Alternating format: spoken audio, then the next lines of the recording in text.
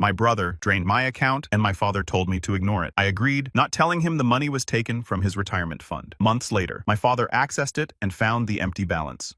I'm 34. I work as a financial analyst during the day and I do private accounting on the side for a handful of clients. Tax season for me isn't a deadline. It's basically a month where sleep becomes optional and coffee becomes a food group. It was a Tuesday in mid-April. I was in my home office surrounded by stacks of client receipts and 3 empty mugs. The kind of situation where you stop noticing the mess because you've been inside it for 12 days straight. The only light in the room came from my dual monitors. It was 2:15 a.m. My eyes felt like sandpaper. I was about to shut everything down and call it a night when my phone buzzed on the desk. That aggressive rapid-fire vibration that usually means something's actually wrong. I glanced at it expecting a client panic email. It was a bank notification. Wire transfer initiated minus $20,000. Recipient CryptoX. I stared at the screen. My brain was running on fumes and it took a solid 10 seconds to process the number. Then I sat up straight. The fatigue just vanished. Cold spike of adrenaline right through the chest. I grabbed the mouse and logged into the banking portal. My fingers were hitting the wrong keys, shaking, forcing me to retype my password twice. The dashboard loaded. The balance on the account ending in 4490, my high-yield savings was $42.18. My first instinct was identity theft. Some stranger halfway across the world who'd cracked my firewall. I pulled up the router and server access logs immediately. It's my job to track money, so I knew exactly where to look. I was ready to see an overseas proxy IP. Instead, I saw a device named Brendan's MacBook Pro. I stopped breathing. Literally stopped breathing. I stared at that name until the letter started to blur. Brendan? My younger brother had been staying at my parents' house for the past 3 months after his landlord kicked him out. My parents live about 20 minutes away. 6 months ago at Thanksgiving, I'd given Brendan my Wi-Fi password. His laptop must have auto-connected to my network remotely. I dug deeper. Remote desktop logs. He'd used a remote access tool to get into my machine, probably guessed my password. I'd stupidly used a variation of our childhood dog's name for my personal login and wired the money to a crypto exchange. My brother stole $20,000 from me. The rage that followed wasn't hot. It was ice cold. It started in my stomach and spread to my fingertips. I didn't throw anything. I just picked up my phone and called him. It rang and rang. Finally, a groggy voice. "Hello, Brendan." My voice sounded strange to my own ears. Calm, almost mechanical. "Did you enjoy the transfer?" Dead silence, then rustling, like he was sitting up in bed. He played dumb for about 30 seconds before I told him I had the IP logs, his device name, the exact timestamp, all of it. His tone shifted instantly from denial to defensiveness. That's Brendan's signature move in every confrontation he's ever been in. He said he didn't steal it. He borrowed it. He had a sure thing, some new coin going to the moon. He was going to put it back before I even woke up. Trust him. I told him to transfer it back now. He couldn't. He'd already locked it in a smart contract for 24 hours. But by tomorrow night, it'd be $40,000, and he'd give me $25,000 back. I hung up. I was already hovering my finger over the keypad to dial 911 when my phone rang again. Not the police. Dad. Brendan, coward that he is, had already run down the hall and woken Dad up before I could do anything. Dad's voice was firm. "Sleep rough and certain. Don't call the police. He stole $20,000. He hacked my computer. I know. He told me. He panicked. He made a mistake.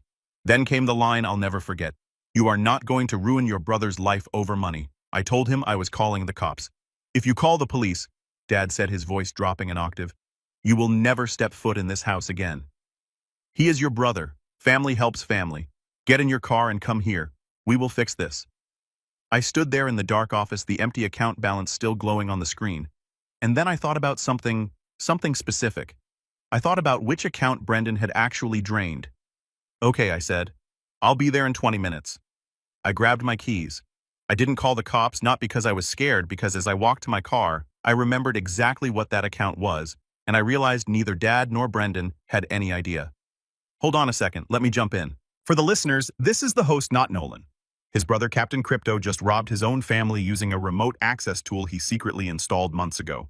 Didn't stumble into it, planned it. And when he got caught, his first move was to pitch a moonshot coin like he's running a Discord pump and dump. The man committed a felony and immediately pivoted to a sales presentation. But here's what nobody in that house knows yet. The money wasn't even Nolan's to begin with. That detail is about to make everything worse for everyone except Nolan. Keep going. To understand why I smiled instead of panicking on that drive over, you have to understand the history of that account. I've always been the responsible one in the family. Boring. According to Brendan College finance degree, CPA steady job, 401k, the whole package. Brendan was the wild spirit. That's what Mom always called him. He dropped out of college to start a dropshipping business. Failed. Tried day trading. Failed. Tried being an influencer. That one failed so spectacularly, it still gets brought up at family dinners. Every single time he crashed, Dad was right there with the fire extinguisher and the checkbook. Caleb's learning. Give him a break. He just needs one good idea. But 2 years ago, something shifted. Dad had inherited a plot of scrubland in Texas from a great aunt nobody really thought about. Turned out, an oil company needed to run a pipeline through it. Dad sold it quietly, netted around $150,000 after taxes. Didn't tell Mom.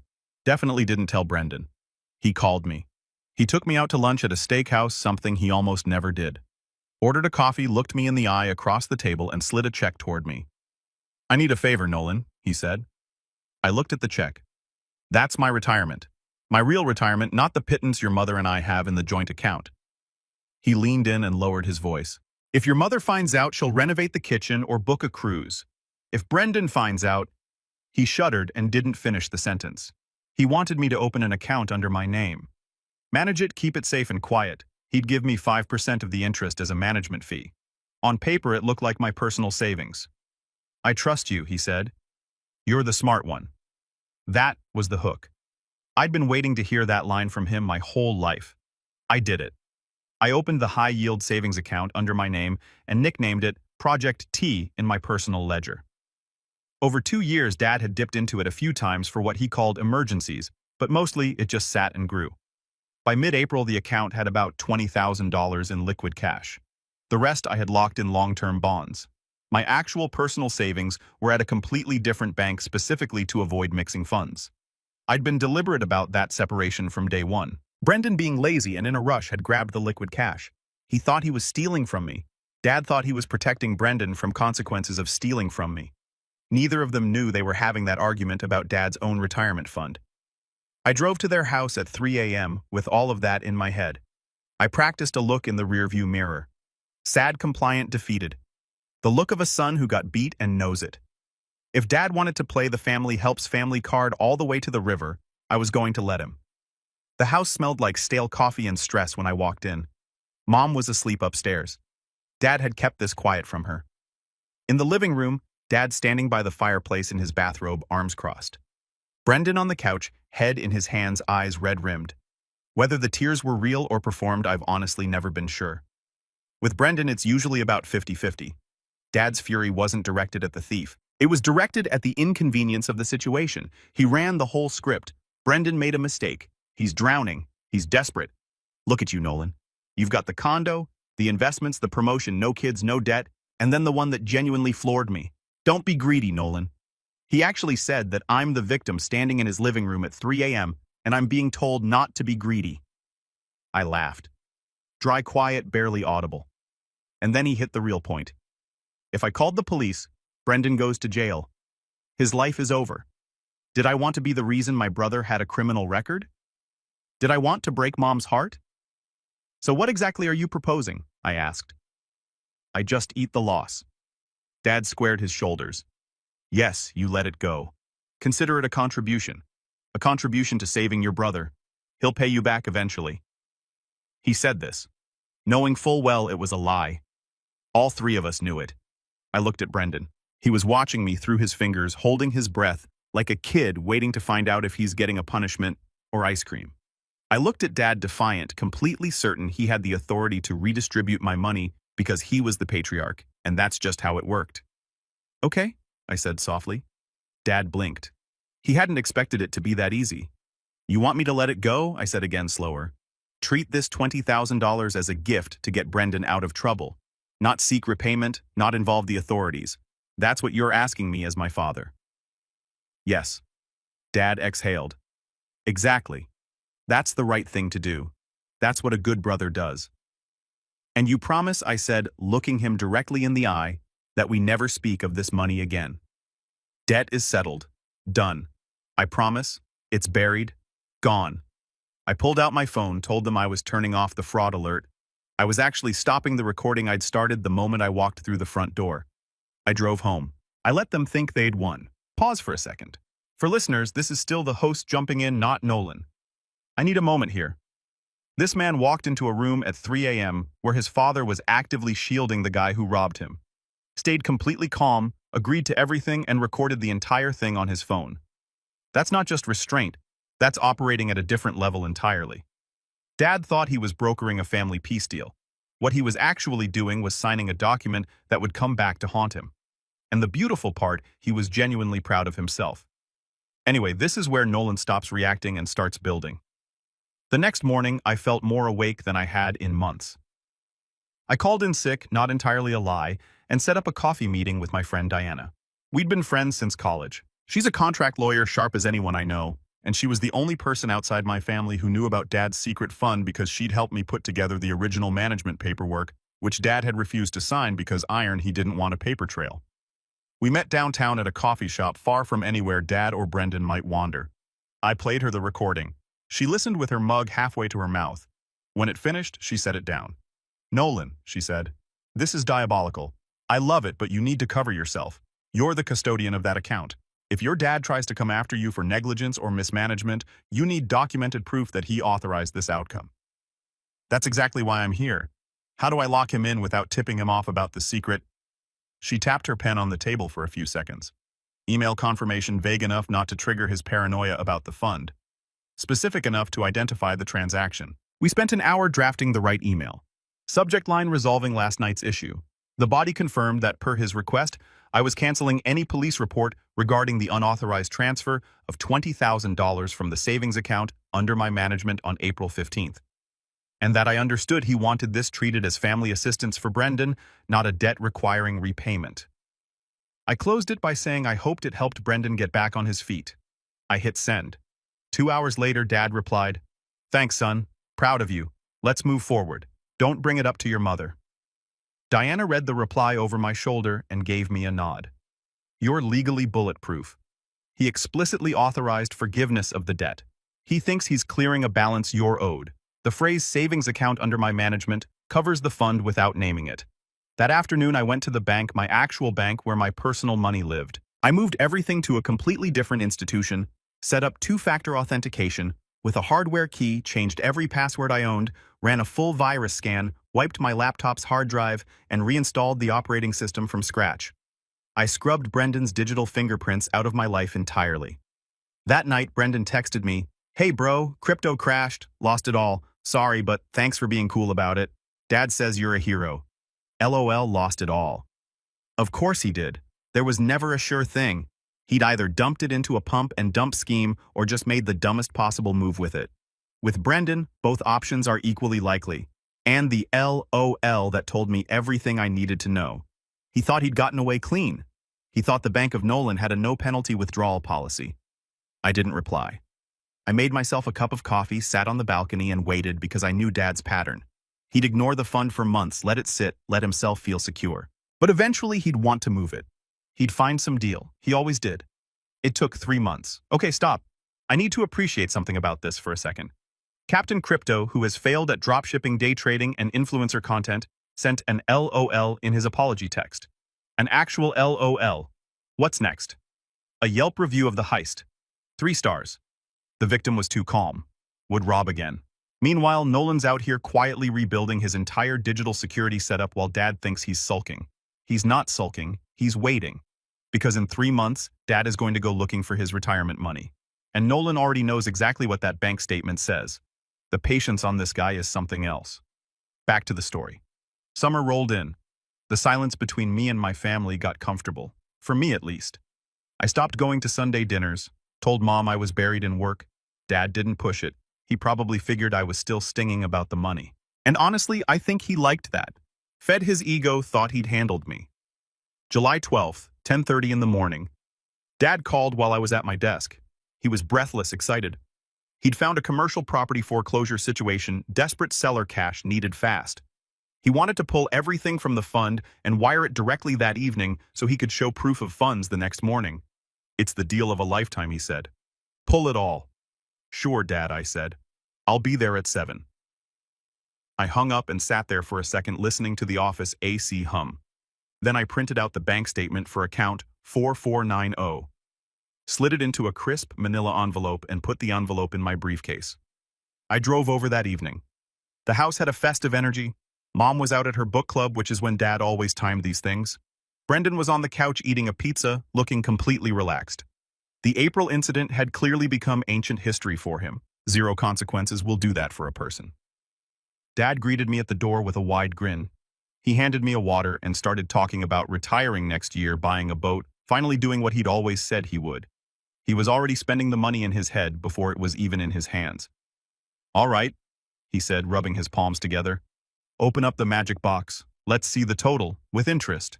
We should be sitting pretty. I set my briefcase on the dining table. Brendan wandered over, still chewing, holding a pizza slice. Can I get a cut for the emotional support? He joked. I didn't smile. I opened the briefcase. I did not take out a laptop. I took out the manila envelope. I didn't bring the computer, I said, but I brought the latest statement. Dad looked confused. Why, we need to transfer it. Read it first. I slid the envelope across the table. Dad picked it up, opened the flap, pulled out the single sheet of paper, adjusted his reading glasses. The silence that followed was thick. You could have wrung it out, Nolan. His voice was suddenly uncertain. Is this a joke? No joke. It says the balance is. He looked up, his eyes wide and glassy. $42.18. Where's the rest? There should be over $20,000 in here. Brendan stopped chewing. He looked at the paper, then at me. The color left his face entirely. It was withdrawn, I said. April 15th. Dad's brow furrowed, his brain slowly connecting dots. It really didn't want to connect. April 15th. That's the... He froze. He looked at Brendan. Brendan's face went the color of curdled milk. He dropped the pizza crust. That was the night Brendan hacked my computer, I said. The night he transferred $20,000 to a crypto exchange. Dad shook his head slowly, like a man trying to solve an equation while the floor was falling out from under him. But that was your money. We agreed that was your savings account. You assumed it was my savings. I never said that. I kept my voice flat and steady. Brendan hacked the account ending in 4490. That's the account you asked me to open. That's Project T. That's your retirement fund. Dad made a sound I'd never heard from him before. A strangled, high-pitched wheeze. He gripped the edge of the table with both hands. You. He pointed at me, finger shaking. You let him. You told me to. You told me to let it go, I said. You told me don't be greedy. You told me family helps family. You told me to write it off as a contribution to saving my brother. I thought it was your money. Dad's voice cracked. He swept the glass off the table and it shattered against the wall. You tricked me. I did exactly what you asked, I said, standing up straight. You insisted I forgive the debt. You sent me an email confirming it. Proud of you, son. Let's move forward. Your words. Dad turned to Brendan. Brendan was already backing toward the doorway. I didn't know, Brendan said. I swear I thought it was his money. I thought he was loaded. You threw my retirement into a crypto scam. It was an accident. You stole from your own father. Wait. Let me get this straight, because this deserves a moment. Captain Crypto, who has failed at every business venture he's ever touched, just accidentally robbed the one account that was quietly protecting his dad's entire retirement. And his defense, I thought he was loaded. That's not a defense. That's a LinkedIn headline. Meanwhile, Dad, who spent years shielding this guy from every consequence on the planet, is now watching his nest egg evaporate in real time in his own dining room on a Tuesday. The man who coined family, helps family, just found out his family helped themselves to his life savings. Beautiful. And we're not done. Dad lunged at Brendan. Not cinematic, just desperate, clumsy. A grab at the collar of his t-shirt. They stumbled into the living room. A lamp went over. I stood in the doorway and watched. I didn't move to intervene. Not immediately. Brendan shoved him off. Dad stumbled backward onto the couch, breathing hard, one hand pressed to his chest. I did step forward then. Stop it, I said, both of you. Brendan was already crying, real this time. Ugly full body crying, the kind you can't fake. He looked at me. Nolan, help me. Tell him it was a misunderstanding. I looked at my brother, the one who'd used me, ignored me, and stolen from me, always hiding behind Dad. The second anything went wrong, his whole life. I can't help you, Brendan. I said, I'm just the greedy one. Remember? He ran out the front door. His car started and peeled out of the driveway. Silence settled back into the room. Dad sat on the couch, head in his hands. He looked old in a way I hadn't noticed before, smaller. When he finally looked up, his eyes were wet. Nolan. He could barely get the word out. Fix this, please. I know you have your own savings. You have to help me. If your mother finds out, Mom isn't going to find out from me, I said. But I'm not giving you a dime. How can you be so cruel? I'm your father. I pointed to the empty doorway. You taught me family helps family. Well, you just helped him. You gave him $20,000 of your own retirement money. You should be proud. That was an extremely generous gift. It wasn't a gift. It was when I thought it was your money. It only became a theft, I said. When it turned out to be yours, I picked up my briefcase. Where are you going? Panic rising in his voice. You can't just leave. What am I supposed to do? I don't know, Dad. Maybe you should have thought about that before you told a victim to shut up and take it. I walked to the door. Nolan. His voice cracked. If you walk out that door, don't come back. I stopped. Turned around one last time. Dad, I said you used that threat 3 months ago. It worked then. It doesn't work now because I've realized something in the last few months. I don't need you. You need me. And you just lost me. I closed the door behind me gently. My hands weren't shaking on the drive home, not even a little. I merged onto the highway feeling lighter than I had in years, maybe decades, like I'd set down a backpack I'd been carrying since I was a kid and hadn't even noticed the weight until it was gone. The texts and calls started before I hit the first exit ramp. Dad pleading, Brendan panicking. I didn't block them right away. I wanted to watch the consequences actually land. The $20,000 was gone, and I'd known that since April. But sitting there watching the city skyline open up ahead of me, I realized it was the best money I'd ever spent. It bought me something I hadn't had in 34 years. My own life. One more stop before the update for the listeners. I want to point something out. Nolan didn't yell, didn't threaten, didn't go scorched earth on the whole room. He just walked out. And the exit line, I don't need you, you need me, and you just lost me, delivered quietly. Zero drama. No performance. That's the most cold-blooded thing I've heard in a long time. Not because it was mean, because it was true and he knew it and they knew it. And the door closed gently behind him. Anyway, now let's see what 3 years of consequences looks like. Final update. 14 months of no contact. Blocked the unknown numbers. Let the ones I recognized ring to voicemail twice so they knew I'd seen the call. Then silence after that. I'm not going to tell you it was painless. There's a version of me that mourned the family he wished he'd had. But that version of me also has worse savings and a worse sleep schedule, so we don't let him make decisions. Then Aunt Rita showed up. A Saturday morning in late fall, I was on the balcony with an espresso watching the city come to life. My building buzzer went off. I checked the intercom and saw a woman in a large sun hat and oversized sunglasses moving like someone who believed they were being very subtle. It was Aunt Rita, Dad's sister, the family's designated message carrier and unofficial historian of other people's business. I should have let it ring honestly, but curiosity is a difficult thing to resist when you've been in the dark for over a year. I buzzed her up. She sat on my white leather couch and looked around the apartment with an expression that somehow managed to be both impressed and offended at the same time. She clutched her purse like it had evidence inside it. "You've done very well for yourself, Nolan," she said. Her tone made it sound like an accusation. I set a coaster down for her water. Didn't offer coffee. Coffee is for guests who are planning to stay. She ran the standard script. I'd abandoned the family, turned my back in their darkest hour. How could I live with myself? I let her finish. I removed myself from a crime scene, I said. There's a difference. How are they doing? She leaned in with the look of someone who'd been saving this news for exactly this moment. Dad had lost the house, the one my parents had lived in, for 30 years. After I left that night, he'd become obsessed with the commercial property deal, convinced it was the only way to recoup the loss. He'd put the house up as collateral to secure a hard money loan, put everything he had into it, but the property turned out to have a lien on it he hadn't discovered. The deal collapsed, the investors pulled out, the lenders came collecting, and he had nothing left because the fund was gone. He was driving for a rideshare app out of a Route 9 motel, telling anyone who asked that he was consulting. Mom had moved into a small apartment near her church. She'd had to resign from the garden club board, which according to Rita was actually the more devastating loss. And Brendan, he'd left the state before anyone could serve him anything. Took Dad's car before the bank repossessed it and drove south. Last anyone heard, he was in Florida waiting tables and dodging subpoenas. Some people were apparently still looking for him, not the kind you call the bank about. Then Rita looked at me directly and delivered what she'd come to say. Nolan, your father is 70 years old. He's driving strangers around at night to pay for a motel room. Your mother is living on Social Security, and here you are. She gestured around my apartment. One check from you could get your mother into a nice place. It could get your father off the road. I looked at her for a long moment.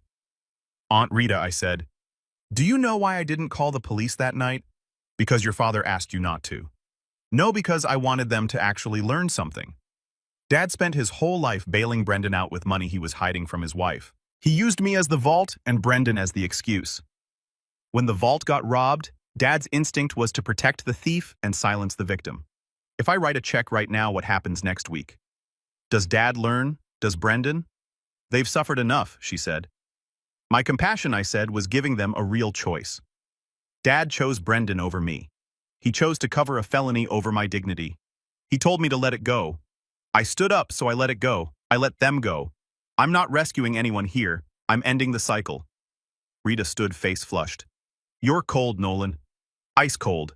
Your father was right about you. You care more about money than blood. No, I said, walking her to the door. I care about peace, and I paid $20,000 for it. I think that's a fair price. She left. I watched the elevator doors close on her expression. I went back to the balcony. There was one loose end I hadn't told anyone about. When Dad set up the fund, he'd promised me 5% of the interest as a management fee. I'd managed the money properly, moved it into high-yield bonds and index funds before Brendan drained the liquid cash. The original principal was what got stolen and lost.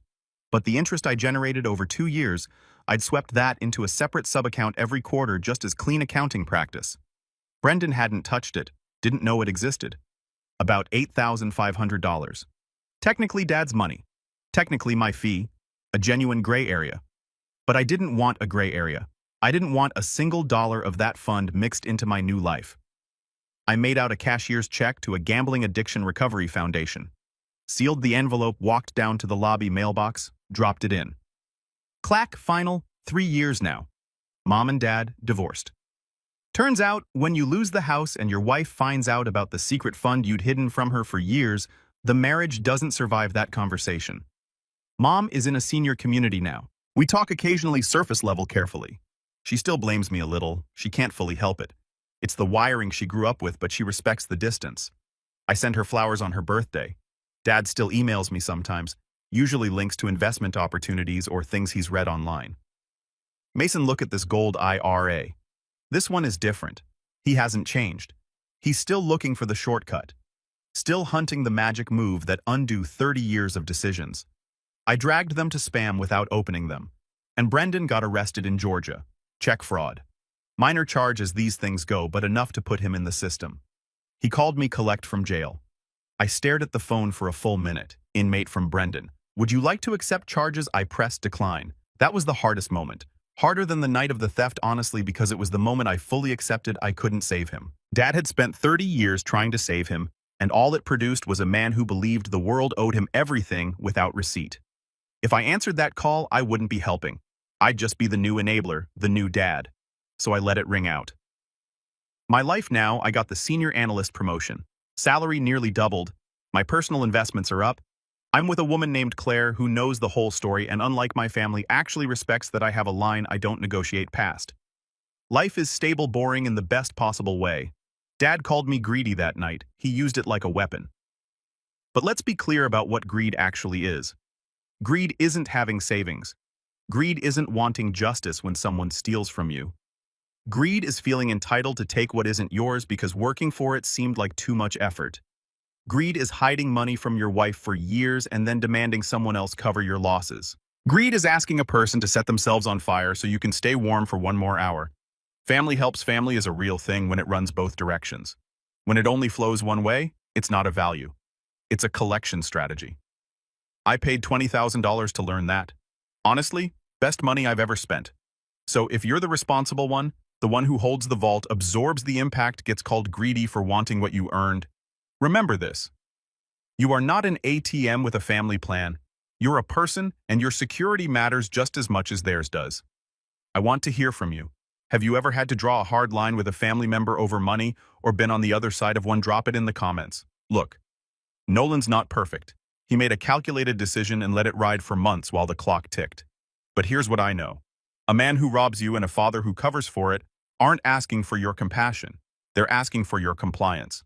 And the moment you realize you're not obligated to fund someone else's chaos, everything changes. That line he dropped at the door, quiet, no drama. I don't need you, you need me. That's not cruelty. That's a man who finally stopped shrinking.